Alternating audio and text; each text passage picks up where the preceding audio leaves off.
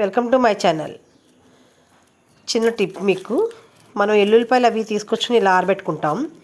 ఆరబెట్టుకున్నప్పుడు ఏమవుతుందంటే తర్వాత తీద్దాంలే అనుకునేటప్పటికి ఈ మొత్తం కొంచెం కొంచెంగా పాడైపోతూ ఉంటాయి. మనం చూసుకోం.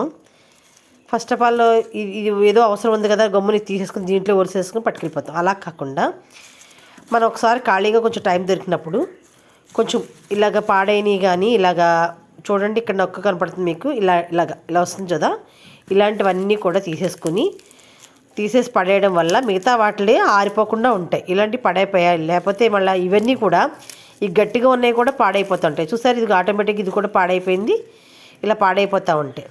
మీకు ఖాళీగా ఉన్న మంచివన్నీ పక్కన పెట్టేసుకొని చెత్తవన్నీ తీసేస్తే ఒకసారి క్లీన్ చేసేసుకుంటే ఏమవుద్దంటే ఆటోమేటిక్గా మిగతా ఉన్నాయి మంచిగా ఉన్నాయి పాడవకుండా ఉంటాయి. అప్పుడు మీరు ఇలాంటి ట్రైలో కానీ లేకపోతే బుట్టలో కానీ ఇలాగా ఆరబెట్టుకుంటే కనుక త్వరగా పాడవ్వు. చూసారా, ఇవన్నీ కూడా ఆల్రెడీ బాగానే ఉన్నట్టున్నాయి కానీ లోపల పాడైపోయినాయి. ఒక్కసారి క్లీన్ చేసేసుకొని మొత్తం అన్నీ ఒక్కటి ఉండటం వల్ల మిగతావి కూడా పక్కవి కూడా పాడైపోతాయి. ఇలా గట్టిగా ఉంది కదా, ఇది కూడా పాడైపోతుంది. అందుకని ఇలాంటివన్నీ ఒకసారి వేరేసుకొని మిగతావి ఉంచేసుకుంటే అప్పుడు ఇదిగో చూడండి, ఇది కూడా మీకు బాగానే ఉన్నట్టుంది. మళ్ళీ తీస్తే మట్టికి అప్పుడు దీనికి తెలుస్తుంది. ఇదిగో పాడైపోయింది, మీకు కనపడిందా, పాడైపోయింది. ఉన్న దాని గురించి చూస్తే ఇవి కూడా పాడైపోతుంది. ఇది కూడా పాడైపోయింది.